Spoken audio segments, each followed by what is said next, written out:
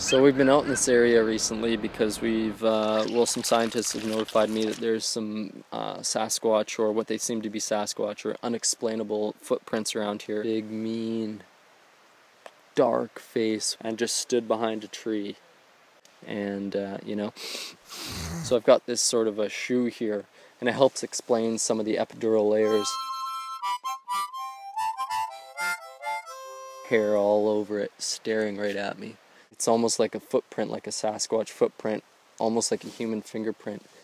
It was, well, I wasn't there, but it sounded like quite the experience. I've been hunting the Sasquatch for close to 12 years now. I'm probably one of the younger Sasquatch hunters out there. This thing just took like 6 steps back.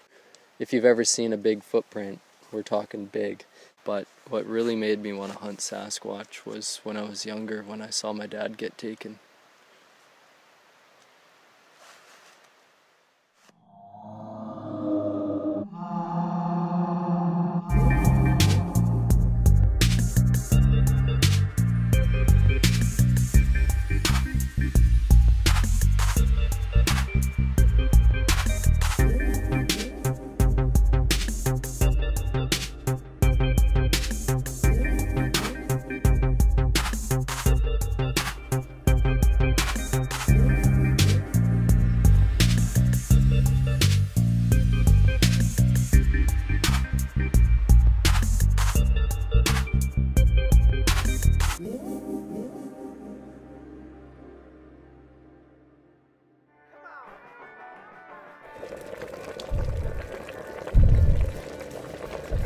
Sasquatch sighted? Is this Devon Squatchy? Oh, the old bugger. I can't believe he's making a movie. He didn't call us, he needs help. Hey Mike, Devon Squatchy needs help. Let's go help him out.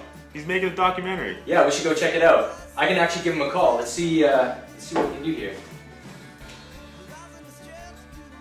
You know, there's all kinds of information about Sasquatch, you know, 7 to 8 foot creature, hairy, like big, like it's just absolutely, oh, just a sec guys, I just got a phone call. Here we go. Yeah. Hello? Hey man, how's it going? I'm doing pretty well, man. How are you? Who's this? Good, yeah, this is Mike and Mark. We hear you're doing some a Sasquatch documentary and you're looking for a little bit of help out there. Yeah, for sure. I could use all the help I can get just to try and get this on film. Perfect. What can we bring? Oh, well, there's a good list of gear. We're definitely going to need some gumboots.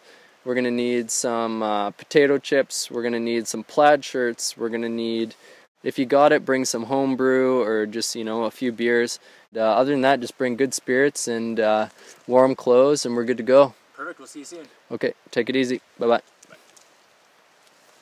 Sorry about that. Hey guys, how's it going? Hey man, what's up? How you doing? Oh yeah, glad you're here. We're just filming a documentary. Just come on over. Perfect, we got the homebrew. Okay, good. That's all we need. So yeah, if we're gonna go for a Sasquatch hunt, you know, we need to do a few things. First, we need to wait until it's pretty dark. You know, we're getting pretty close to time now to get out there and do a good hunt.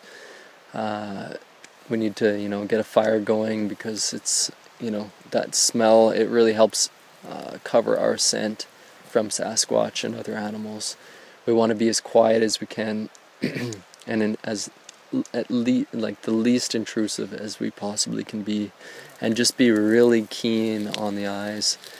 And places particularly where it's foggy and misty are going to be some of our best locations in order to find Sasquatch. So we'll try to pick up some Sasquatch sounds now. We got our old sound pickup recorder, so maybe I'll do some calls and we'll see if we can bring in some more noises, see what we can get. Sounds good.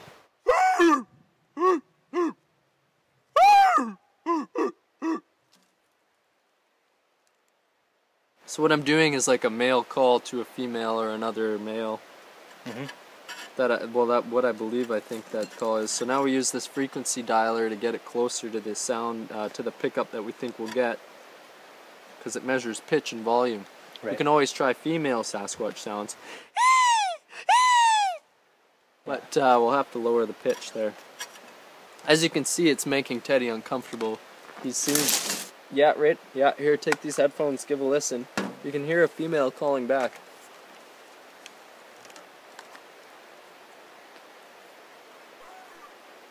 Mm-hmm. You know, yeah, you can hear that. Mm-hmm. You getting that?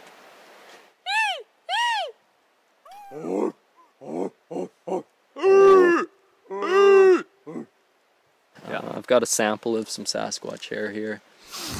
You're gonna want to smell this and get an acute nose for that, because it's gonna be, this is the Sasquatch smell, and you take smells, and then you cruise around. Anything that you see that looks out of the ordinary, you just give it a smell, and if you can match it back to the sample, we're on the right trail. That's where you need to go. And it's intense. Like it smells bad. I'm smelling something. Yeah, the sensor's going off. Oh yeah, we got a ripe one here. So once you've identified a good feces deposit, and you get that squatchy smell from the hairs left around, it's good to give it a little bit of a taste, This is a Sasquatch pile. One of the beautiful things that we know about the Sasquatch deposits like this, feces deposits, is that generally there's a wiping within 10 meters or so, because they usually like to try to clean themselves as quickly as possible. Let's just do another search. Yeah, we're getting another one here. Come on over quick. Yeah, you can see. So these are large creatures. You can see the anus is about the height of my head. And you can see there's a full deposit, like a wiping here, of Sasquatch feces. There's some hair deposits. We can use that as a smell detector again. And we can taste it. You can see it's quite nutty. It's got quite a bit of bark and some different berries, all kinds of different edible foods here.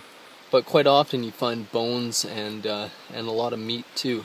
They're not omnivores, they're carnivores. Pretty amazing creatures.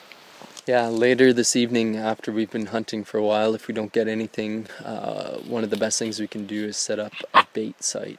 And if you ever seen like Jurassic Park, when they have that crane and they lower that cow into the Velociraptor's tank or whatever, and it comes out clean, that's essentially something that we can do. And so while we're searching tonight, if we find a spot where we see scat or other signs like some hairs or something like that of Sasquatch, we'll definitely set up a bait cover.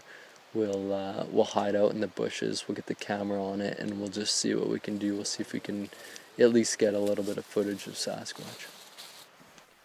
In the evening, after we get the bait set up and we've kind of identified some of our feces and hair samples, we need to do a bit of a seance or a ritual just to help increase our chances of spotting Sasquatch. So we'll get out some of those items that we have, some rare sort of strange items, some monkey fetus skull and some strange rocks and feathers, and so basically perform some music and see if we can lure Sasquatch in to do like a dance or something, or just sort of get his attention and try to get him over. Yeah, around 12 years of searching for Sasquatch. I've only had a few sightings myself. And that's one of the hardest parts about hunting Sasquatch is you never know what you're going to see, and sometimes you don't see anything at all. Every once in a while you get lucky and you get a clear spotting. Out of the rarity of Sasquatch sightings, very few people ever get to see them in their lifetime, so it's a struggle, but you just got to stick to it and keep going.